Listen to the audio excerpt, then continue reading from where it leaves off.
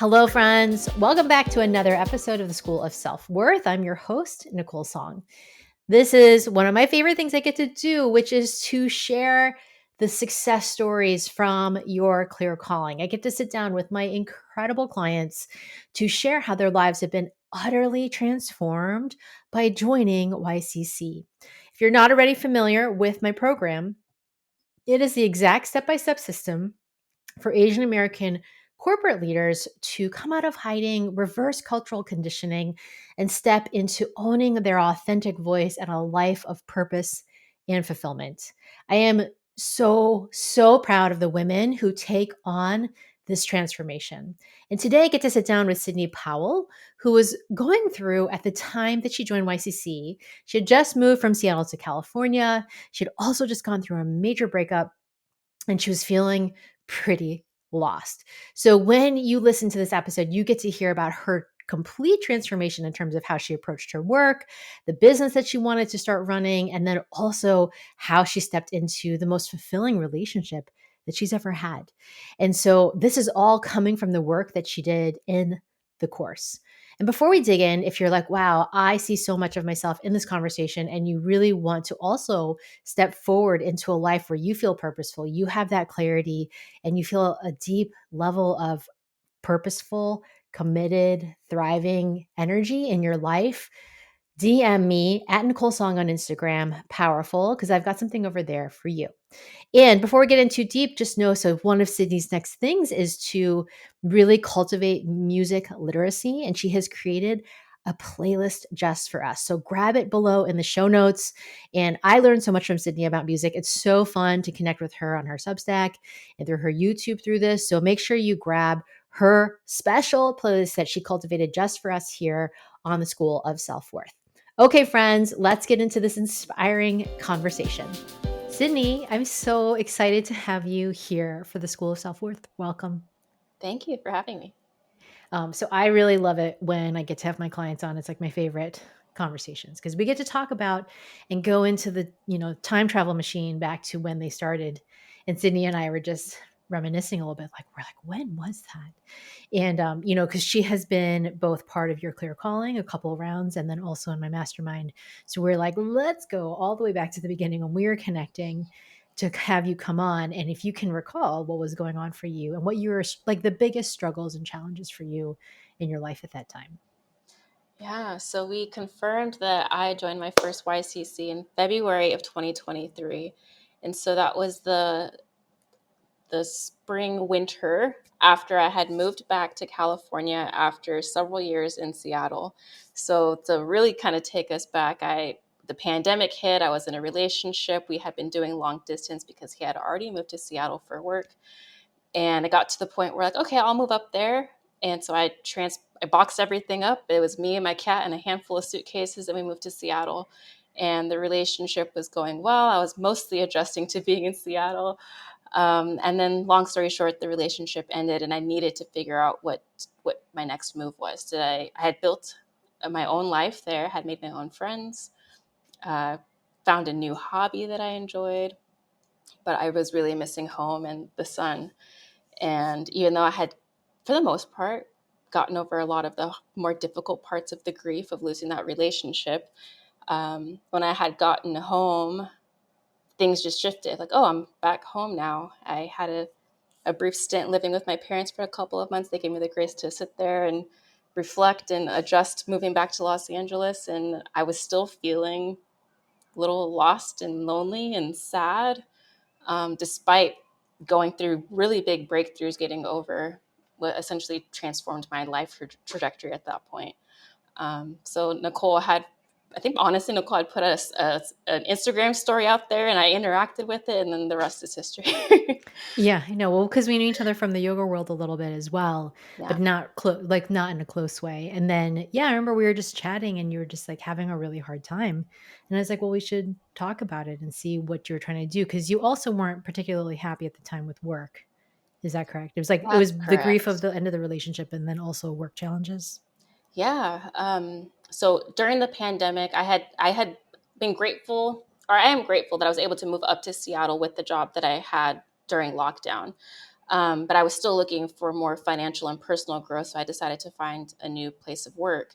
And it just ended up being one of those grass is greener situations where the company was bigger, it had a little bit more name recognition, the team looked like it had more support. Um, and it just wasn't a good management fit, wasn't a good skill fit. And then you just layer that on top with everything that was going on in my personal life, and it just was not a good match. So I did come back to LA with that same job, but I wasn't happy that I still had it in some Mhm. cosmic kind of way. Yeah. Yeah, then what would you say then was your intention coming into your clear calling? Like, what did you wanna get from joining the program? I mean, when I look at the literal journal entry, it says, my intention is to gain clarity on how to achieve emotional and financial freedom. Um, but looking back, what it felt like, I think, was I was looking for like freedom from that emotional pain of Mm. feeling like I had given up a lot to be in that relationship and move, and then looking for financial freedom in that I didn't want to be stuck in a job that I hated and messed with my self-esteem. I just wanted to look for something else. Yeah. And how fast would you say things started to shift for you? Like, what did you start to notice right away joining the course? I think some of the things that I noticed right away was just how much of the junk is just my own junk.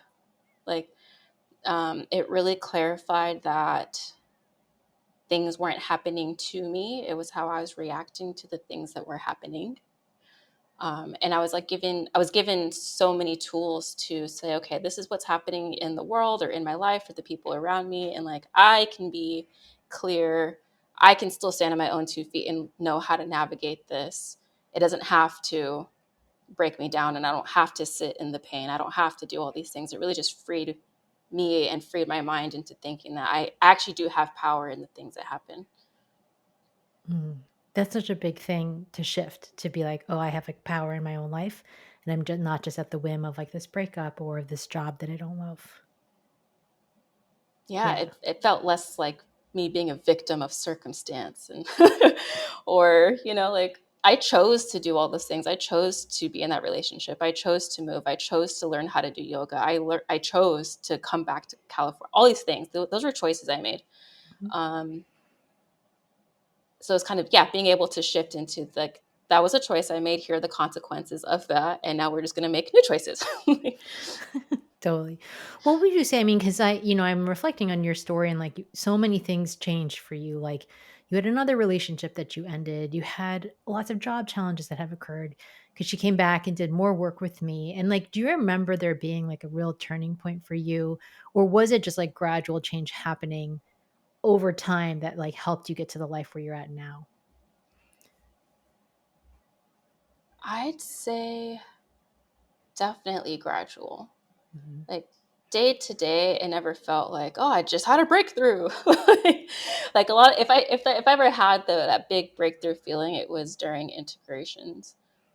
But most of the progress, it was during the reflection points that he facilitated for us, like during the harvests or simply just asking us every single week that we met, like, tell me something good that happened. And that's still something I keep. Like sometimes when I don't talk to my current boyfriend, hopefully, not, like when I talk to him and he comes home from work or something, like one of the first things I say is, tell me something good. And so it's Mhm. just starting that habit and keeping that habit of acknowledging that positive things are happening or movement towards the goal is happening. And so all those micro things added up to a bigger macro life change. Yeah, and I think I love that you're bringing this up because I think sometimes people come in to work like this and they're like, okay, like I want clarity in my job. Like I want to feel like I'm on my in purpose. And that was something that you definitely said to me at various times. Like I want to feel purposeful and know what's my purpose. And then people want it to be like, snap, like, okay, now I know. And I'm like, Still guilty. yeah, and it's all good, like, it's so normal, but I also wanna normalize that it's not actually it doesn't look like that. It takes a lot of incremental change because it took a lot of incremental things for you to get to where you're at, where you don't know it, you know what I mean? Like, it took a lot of the way you were raised, it took a lot of habits that you had in place, it took a lot of jobs that you did previously and relationships that didn't work to get to the place where you don't feel like you know the direction you're going, and then it takes a lot of new adjustments, like you said, to being like, what something good happened today? What is it that I want to do? Like, where in my life am I headed? Like, what's the direction I'm going?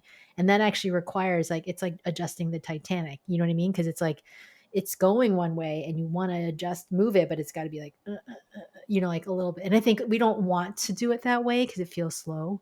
But then at the same time, when you do it that way, then it becomes like much deeper and more profound. Absolutely. And I lost my train of thought, honestly. So I'll say yes. What would you say too? I mean, because you came back to YCC for a second round because you're like, I really want to deepen the work that we were doing, and then you ended up ultimately joining the mastermind. And I feel like the mastermind, something changed in you in terms of how you were looking at everything because you got laid off during one of these stretches. You got a job again, right? Like I'm summarizing a little bit because there's just so much that There's has so happened much. for Sydney, right? And then you joined the mastermind, and then really I feel like something also clicked for you with the mastermind that really got you to this place where like the ship was finally going in the direction you wanted it to go. And I'm curious if you could share with everyone like what either clicked in for you, or what does it even feel like when your ship is finally going the direction you really want it to go. Yeah. I mean, each of the times I have participated, I think, are snapshots of the bigger challenges I was trying to overcome. So with the first YCC, it was me trying to get over the grief, the transition back to my old way of life, but making a new one for myself. The second YCC, I was, laid off, but I had asked everybody and everything in the universe to please let free me from that job. Like I had gotten what I had asked for. So then I was transitioning into, okay, I have all of this free time, this freedom of thought available to me. Like, how do I want to spend it? So YCC really helped me get focused on maybe not finding the aha, here's my purpose kind of zinger, but gaining clarity, like, here's a goal, like, I want to write about something, let's work toward that. And so just giving myself the confidence to start was really YCC number two. And then after that, that's when I went into mastermind. I'm like, okay, I've made a commitment to at least try this thing. Now let me be around people that already not, they're beyond trying, they are doing. Let me be around that energy, let me learn from them. Maybe I have something to offer as the newbie in the group.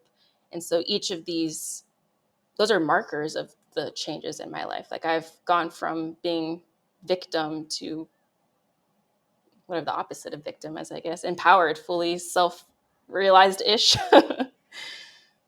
Yeah, well, I would say like you're creating your life the way you want it to be. Right, Yeah. because you joined the business side of the mastermind, and at the time, you hadn't really started your business, but what's happened for you since then around clarifying what you wanna work on? What does that look like for you? Yeah. What I have found clarity on is maybe not the how. Every day I'm still like, am I doing the how correctly? Am I supposed to be doing YouTube videos? Am I supposed to be writing blogs? Am I supposed to run for city council some days, depending on which way the wind blows? Like Right. the how is different, but my why has been actually pretty clear the whole time is I have a passion for literacy, for media literacy specifically. I want people to be highly engaged in the communities that they are a part of, and I want them to have fun doing it. I want engagement to be joyful, and I want them to bring other people into it so that we can all be highly engaged citizens and change the world. And so my involvement in the mastermind with that has been like, I mean, honestly, one of the takeaways, whether you said it explicitly like this or not, is what is one thing I can do today in service of that goal. And so some days it's like, all I've got in me today is making a playlist, and that's what I'm doing.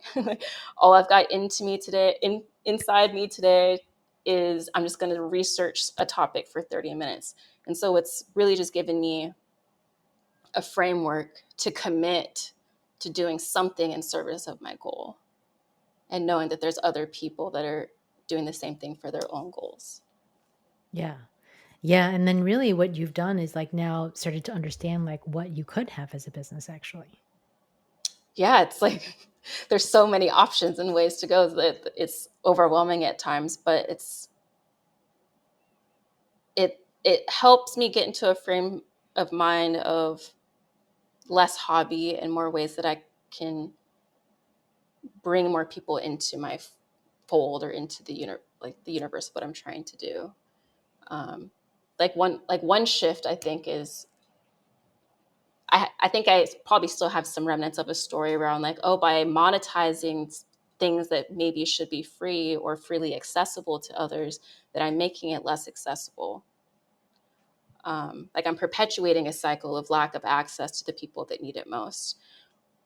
But one of the shifts is, well, by me investing in it and treating it like a business, I'm actually putting myself in places where I can gain more exposure. I'm putting the right energy into creating content that's worth reading and spreading and monetizing, so that I can come onto things like these podcasts, or maybe one day be on NPR music podcasts or something, right? Like that requires exposure and a business mentality that I wasn't giving it before. Mm. So you're starting to see how like actually it's important for you to start your business. Yeah. Like Which is awesome. It makes it more real and less like, oh, it's just a thing that I do. I Mm-hmm. still need to practice my language about treating and talking about it like that. But yes, it's there. Yeah. Well, it's so powerful because, the mastermind, we run it a year at a time. And we started it this past time with the retreat. And I remember like there was two really clear things for you, which is like really figuring out this business and like moving it forward in some direction, which it has been happening like for the last several months, which is so cool to see. And then the other part was around relationship. And I'm wondering if you're open to talking about that. Like I I mean, it must have been a goal set at the retreat, but you were ready and looking for your next relationship. Yeah, I mean, this is actually the more fun part that always makes people laugh is, so as a part of each of the times that I've been working with you, dating and relationship hasn't been the primary focus. It's something that has been in my life. Like I'm a single person looking for a relationship that has goals of one day of being married and starting a family, right? So you do these things while you're working or while you're writing. Like it was just integrated in my existence. And so when we had gone into the retreat, I think it was October of 24, January 24, I had given up on dating apps. Like I had talked to you, I've talked to your peer Nicole's and really just tried to get clear on like, what is it that I want in a partner? What's like healthy relationship supposed to look like? Like what does intentional dating look like? And all these things and isms. But being on the dating apps was really discouraging for so many reasons. It was discouraging because it's like so many choices. Like there's a false sense of like, oh, I get to pick how, like, just pick one out of a million and that'll be my person. Or you know you have all these traits that they have self-identified as being positive, like, oh, I like that, I don't like that, like, oh, they don't eat meat, huh? It's fine. Or whatever. It's just like, Right. you're so nitpicky that you're actually excluding people. So January of last year, I said, I'm done with the apps. Like I will go out and meet people in real life. And so what that required of me is doing more of the things I loved. I went to more music. I sat outside more, or went to coffee shops, or just sat in the lab, just things I enjoyed. And what actually happened was that people would approach me naturally, organically, or I was in a space that I felt comfortable enough approaching other people. And so what I had done before going out, anytime I went outside, I would stand in the mirror, do my mind gems. I would, say my purpose. And I'd always cleared or finished it off with, and I'm open to connection, or I am Mm. ready for connection in whatever form that came in. And every time I went out, I would just connect with a new friend, or someone would ask me out on a date. And I'm like, okay, things just came more naturally to me because actually I was just trying to like talk to people. Yeah. And so that's how now we come into October. At this point, as much fun as I was having doing that, I still hadn't found a partner. And so I didn't go into the retreat with that goal, but yeah, we did a power integration that clarified like, oh, I'm not just looking for a partner for the short term, I'm looking for a life partner, and this is what this is going to feel like. And literally like the week or two after that, I still kept my I'm ready for my connection mantra, and I go find some tacos and I hit on the guy at the cash register, and it's Rest is history. See, I don't think I knew some of these details. I just knew that you found somebody, and then you said that you left, but then you decided to go back and talk to him. Oh yes, yeah. Okay, if y'all actually, I want the whole story. Of course, we want the whole So I want story. the It's not whole fun, story. yes. Okay, so we leave retreat. I'm back in LA, and we come back to World Series where the Dodgers are like they're just lighting up the city. And so even my friends that are 0% into baseball are like trying like, hey, do you want to go to the bar and watch the game or whatever? So there's what I think literally it was game two. We had won the night before, and a couple of my girlfriends from the neighborhood came in, and I had one of my best friends, Gabe. He drove in from the valley to come see, and we're just all at the bar, just having fun watching the game, and we ended up losing. So me and Gabe are just like sad and hungry. I'm like, oh, let's go down the street to get some tacos. So we walked down the street to get some tacos. We go inside, and the cash register or the cashier there, I just gave him eye contact, and it was like the weird kind of like zing, like, oh, you're cute. Like, and so I'm like asking him like, oh, what's our favorite kind of taco and all that kind of stuff. Gabe and I happened to sit at the bar, and it's like close to closing time. We didn't end up wanting more drinks or anything, but we didn't want to take up a whole table. So we're sitting at the bar, and um, his name is Jeff. My boyfriend's name is Jeff. And so at the time, he's like closing down the restaurant. He's like putting stuff away, but he's like talking to us about the game and like making eye contact and stuff. And we're there for like maybe 30 minutes eating. We leave, and we're like halfway down the block. And Gabe's like, Sydney, he was looking at you. And I was like, oh, I was looking at him. And Gabe's like, go back and get his number. And I'm like, I don't know. I don't know. And I was just waffling on it. And Gabe's like, he starts counting down. He's like, 5, 4. I literally just like zoomed in, locked in. I just did a quick muscle test. And I'm like, all right. I was like, should I ask this guy for his number? Body immediately said yes. And I like bolt back to the cash register. And I was like, hey, my name is Sydney. I was hoping I could have your number. And he's all a little flustered and cute. And he's like, yeah. And so I gave him my number, and he texted me that same night, and we ended up going out the next week. So the muscle test, the power integration, a good friend. Well, I love all of it because I remember too, after you met him and like, of course it takes like a month or two always to like lock it in. Like, is this the person I really want to be with? Is this the relationship? But I remember you telling me that like if you had been on a website or like swiping, you would actually never have picked him. Oh, yeah, because I mean, I live in LA, so what that means is typically you're meeting a lot of artists or creatives or Mm. people that are not transients, but transplants. You're meeting a lot of creatives and transplants, and that typically comes with a wishy-washy lack of commitment, or Mm. maybe you're meeting somebody that's like a tech bro, and so that kind of has its own stories attached to it. So his profile, if I had ever seen it, probably said aspiring actor from Orange County, like that works at the taco joint. Like, Right. yeah, I probably definitely would have swiped left simply for stupid stuff. Right. But in fact, you actually found someone who wanted commitment and wanted to, I mean, it's been amazing, so especially with the mastermind, like I hear a lot of details about their lives and like it has been so smooth. Like you just like with your previous relationships, there was always something going on. Like the one you were in during the second YCC, there was always stuff that was coming up that you were really challenged by. And like we actually worked a lot on like, is this an aligned fit? And then you Yeah. got clear that it wasn't, right? And then whereas in this case, I'm like, barely hear about him, but I think it's because it's going so well. Like it just was like really for you, it's been really simple and smooth in so many different ways, would you say? Absolutely. He is kind, communicative, he's passionate, he listens to me and listens to others, and like everything I had asked for basically is in that one package. And it helps that he's also a creative person, and it's inspired me to continue to being creative in my own endeavors too. So it's we help each other in that way also. Yeah. Yeah, it's so beautiful.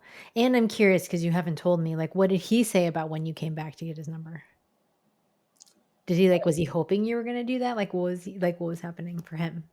Oh man, you'd have to ask him, but I think You never asked him? I love asking I questions like that. I mean I kind of have, but it's always just like a like, yeah, like I thought you were cute too, or like you made my day. I was like, I think when the part that kind of sticks out is that I think earlier in that day he had a customer that wasn't very kind to him.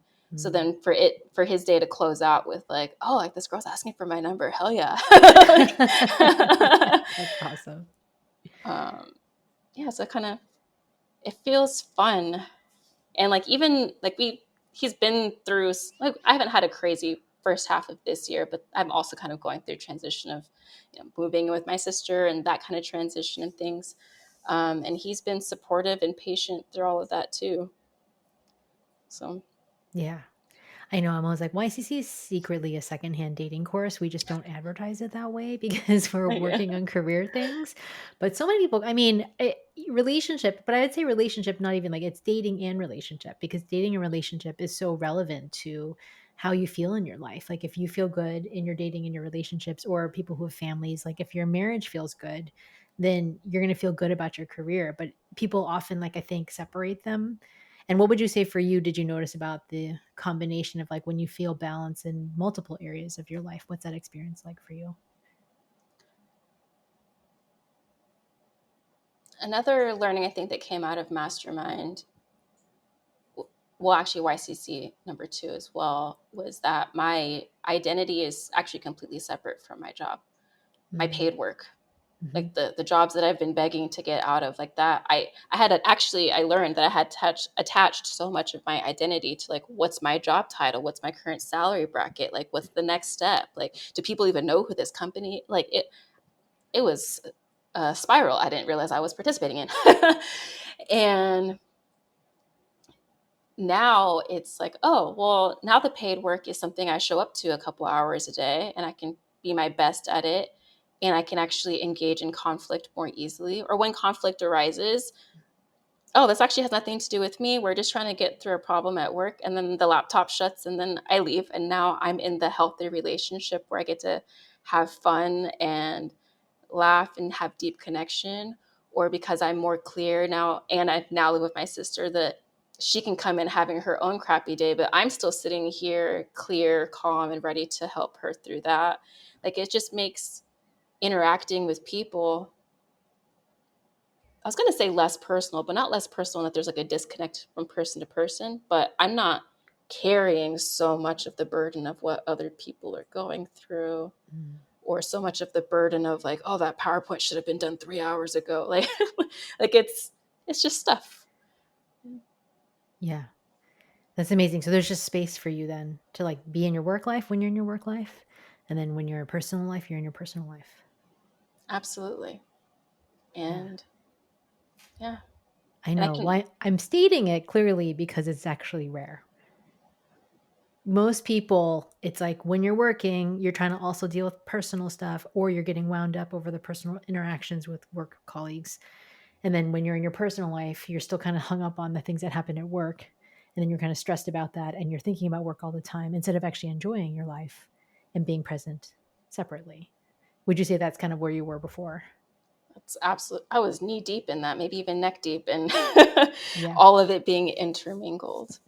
And now even it's not to say that I've like mastered it, right? It's Right. that now I can say, oh, I've logged off of work a couple of hours, but I'm still thinking about that. Let me, like, what about it is bothering me? Let me clear it out. Mm, Let me talk it out really quick. Or that way it's acknowledged, it's worked through, and it's moved and we're moving on. right. Yeah, and I always like to clarify this because I don't feel like it's not like I don't talk to like my husband Michael about work at night, but I'm not stewing over problems. I'm not trying to fix things at night. Like I just tell him what happened and the things that I've been thinking about or what I'm planning or strategizing about, but I'm not like I have to be on my phone sending emails or messages to my team or to my clients to feel okay. And so I'm just sharing that because I think it's important for people to get the distinction because it's not like you're never going to talk about work, but you're just not like trying to work also. Right. You know what I mean? Yeah. Honestly, just asking myself, like, can this wait till tomorrow? Right. Will the world stop spinning if I don't send that email right now? And most of the time, the answer is, it'll be fine. Totally. Yeah, like for me, I don't open my computer after work, because then that would make me work again, like, but I will talk about it because it's occupied my day and I want my husband to understand and participate in that with me. But it's not like, oh, now that I'm talking to you, I got to go check my email and like send those 3 things. I'm like, I will do it tomorrow. But I think sometimes people, and it's not compartmentalizing to me so much as just being present in your life. Like if you're with Jeff, like you just get to be with Jeff, or if you're talking to your sister, you're with your sister. And when you're at work, you're at work, versus like I'm mushing all of them into the same, like into my brain, and then feeling stressed about everything and unresolved about all of it. Yeah. Yes. What a It, gift.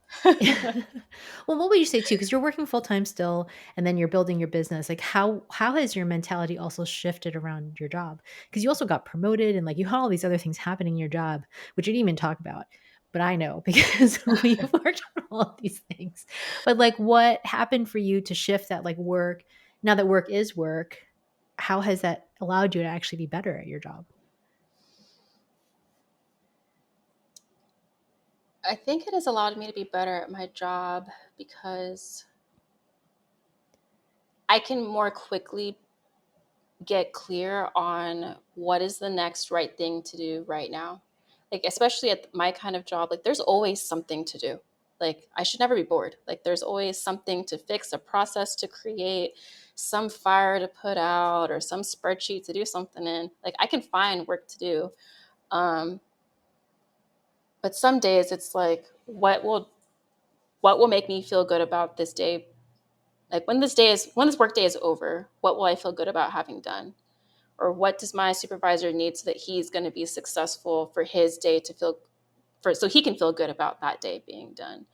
um, or honestly, like, a lot of the conflicts that I have at work are simply honestly just policy conflicts, like, oh, your team said this but my team said that, the paperwork says this, like, what are we to do?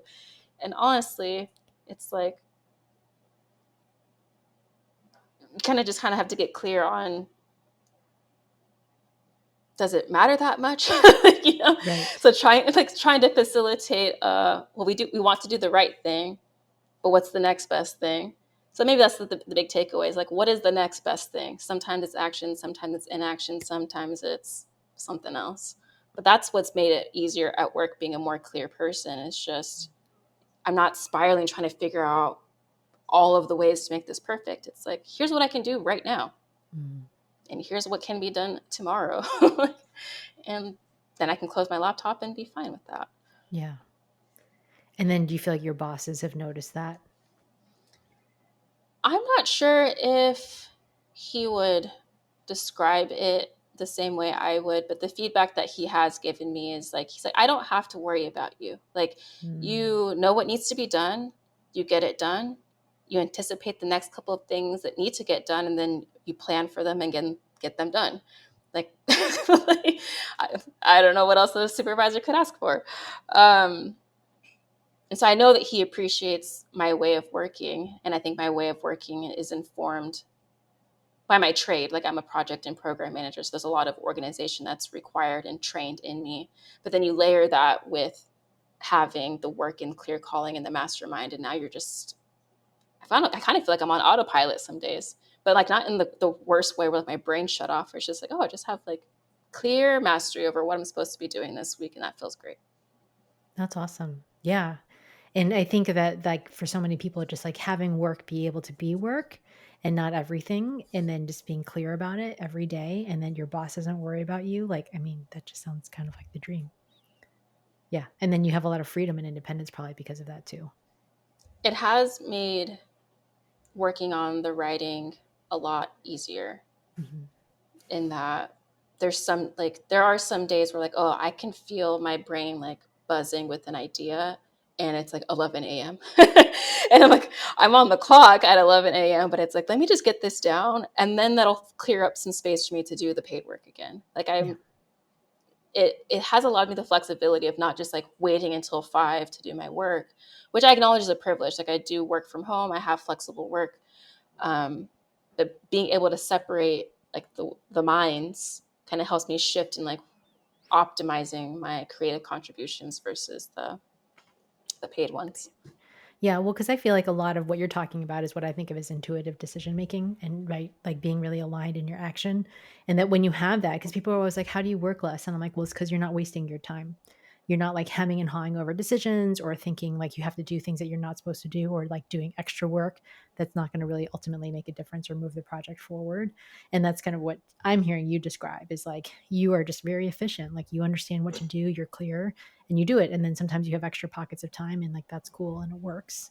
And then you don't feel so stressed out all the time. Is that right? That's absolutely right. I mean, Yeah. and it's not to say that stressful situations don't come up. Right.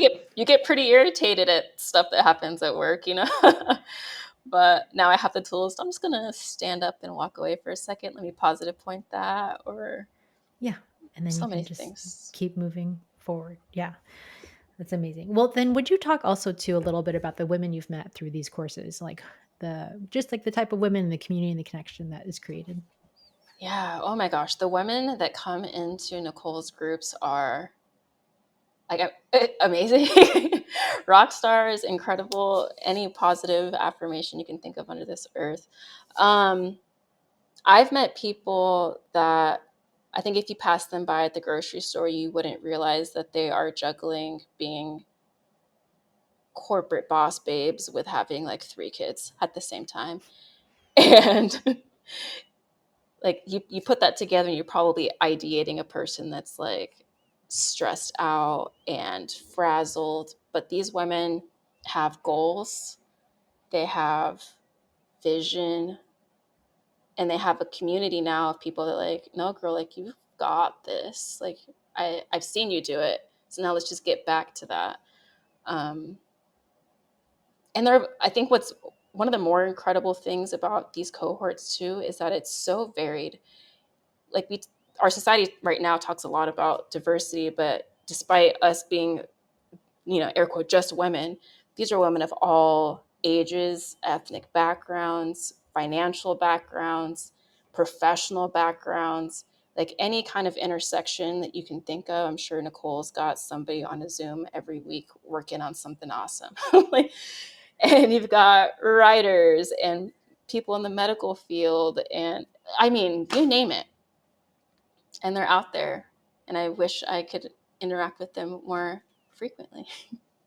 Yeah. Well, I love all the women who come into my cohorts, and I really love seeing how much you guys all get so connected, and just like really deeply, really quickly. And I think sometimes too, some of the women who come in are just like, I'm just not used to spaces like this, and like it's really to be able to talk really meaningfully about your life, and then not just meaningfully, but like also like how to move my life forward, and not just like like complaining about something or being like this is hard or this is wrong, but actually seeing that pathway forward. And I feel like it just creates such cohesion, which I love. I love seeing it come to life. And I love that you've had the experience of many different versions of it with people over time. Absolutely. And I think all that cohesion comes because we aren't necessarily joined because of our differences. We actually find out very quickly that we are more alike than different. Mm-hmm. Like, I'm currently a 34-year-old woman, but I think when we first started, I was really early 30s and interacting with people in their late 40s, early 50s. And yet they would talk about their day or their week. And I'm like, oh, I'm going through the same thing. Like I maybe don't have kids today, but yeah, that interaction sounds actually pretty familiar. Or they're talking about their family legacies and the issues that they're still working with their siblings or their mothers. And like, oh, I've dealt with the same stuff too. It's just maybe a little bit more fresh than their wounds. Like, Mm-hmm. and so I think those commonalities are really what glue us together because it builds empathy quickly. Yeah. Yeah. So well said. Well, I always like to have you guys share about it because I think it's important. Because sometimes for people, women, it is new to like come into a space that is actually really supportive. And I wish it wasn't that way, but it really can, like it can be a little bit foreign, I think sometimes. And so, and I will promise I'm like, safe space is really important to me as like a leader and that people feel really held in there. So thank you for sharing those pieces. Well, if anybody was like on the fence about YCC, what would you say to them about joining the cohort? Try before you knock it. I it's really hard to explain sometimes to people what we're doing. Mm. Like this past Christmas, my birthday's on Christmas, and I got a birthday card that really encapsulated all the work that we were doing together. Like, I don't remember it verbatim, but she essentially said, like, I'm so proud of you because I can see that you've grown a lot and have really come into yourself, a version of that. And that really landed with me because I was like, oh, we are doing so much work in these groups. Like, I did put in the work to become a better, stronger person. I was deeply supported, maybe not by that particular friend in that way, but like because of all the work that we had been doing in YCC and Mastermind, I have been able to show up for my friends and my family differently, that they can see that I'm not necessarily a different person, but am more whole and confident. And that that's all I could ever have asked for. Like, I didn't know that going into YCC that that's what I would get, but what a gift. Like, that's a perfect birthday gift. That's such a beautiful gift. And yeah, for other people, because I know that you don't do it for recognition from them. And it's so nice when they see it and can put words to it. Yeah, I mean, that's the thing too. Like, I didn't do YCC to like, oh, I really hope that people see me as a better person. Like, it was like I needed help. I needed to be held in a different way than what my current communities can offer me. And that was one of the journeys that I had worked through as well. It's like, especially transitioning. Like, when I had been in Seattle for the 2 years, like the communities that I had spent decades being with, like knew me a certain way, and then I came home a different person from their point of view.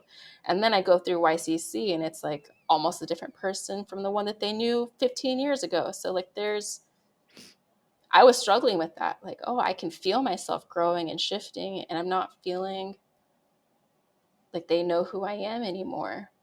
But towards the end, it didn't necessarily matter. It's like, oh, I want to be around people that know me as I am today. And YCC kind of helped feel confident in being able to say that, I think, too. Yeah, that's beautiful. That's beautiful. Well, Sydney, thank you so much for sharing all of your story. It is time for our fast action questions. Are you up for it? I was scared about this. Every time I watch those YouTube videos with like quick fire questions, I'm like, oh no, I don't think I could do it. They're not that fast, and they're fun. Okay. So we'll keep it easy. All right. Let's start with this. What was the last thing you watched on TV? Well, yesterday I watched Our Flag Means Death on HBO. It's about a ragtag group of pirates, and I was shocked that that show is so moving. It's funny, but it's kind of existential. Highly recommend. It's canceled now, so you can finish both seasons pretty quickly. Okay, good to know. That's awesome. Okay, what is on your nightstand? My nightstand. There is my Google Home with a humongous clock on it, a box of tissues, and there's like a foot. There's like a not a sciatica. What's the thing in the foot where you get like shooting pain in your foot? There's like plantar fasciitis. Yes, I have a little object that kind of helps with that, and it looks like a little cactus, and you just stand on it, and all your pain goes away. Oh, nice, awesome. When I've had plantar fasciitis, I needed something like that. Okay, next one. When is the last time you tried something new, and what was it? Ooh.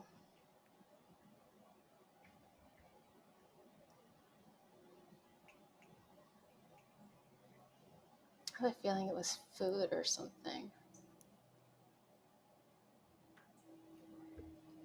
I'm gonna go with food, even though I can't be specific. Jeff loves to cook French food and like use really like Erewhon style ingredients. Very fancy, like actually literally Erewhon ingredients. Not literally, but like he'll want like there was one time he sent me a picture of a specific mushroom that he wanted for a dish, and I'm like, they don't have that here. So it's probably something with his food. That sounds fun. That's awesome that he cooks. See, she got a guy who does all the stuff. He's cooking for her French food. Amazing. Okay. And then the last one's so easy. What are your top 3 most used emojis? Oh, the crying, laughing one. the crying one with the long stream, but I also use that one to laugh. And glitter with the 3 yellow glitter ones. That's so funny. I think of them as like little stars, but I guess they are glitter. Oh, when I type in glitter, it comes up, so I think it's glitter. It is. See, things I learn about emojis on my podcast. That's so fun. Yeah, I love it. Okay. Well, Sydney, it was such a joy to have you. And then we're going to link her because she's on YouTube and has a Substack related to music literacy. It's so interesting. I learn a lot about music from Sydney. And so check that out because she's going to keep growing that venture as she goes. And we've done lots of work on her having that out there in the world. So I'm excited to share that with people as well. And then Sydney, it's just been such an honor to have you as a client and just having you come here and share your story. I love seeing, the opportunity actually here to talk about your trajectory of growth is so fun for me. And just how much things have shifted for you in 2 years is just truly incredible and really inspiring. So thank you so much for coming on and sharing your story. Thanks for having me, and thanks for being the catalyst for a lot of positive things to happen in my life. So I genuinely appreciate you.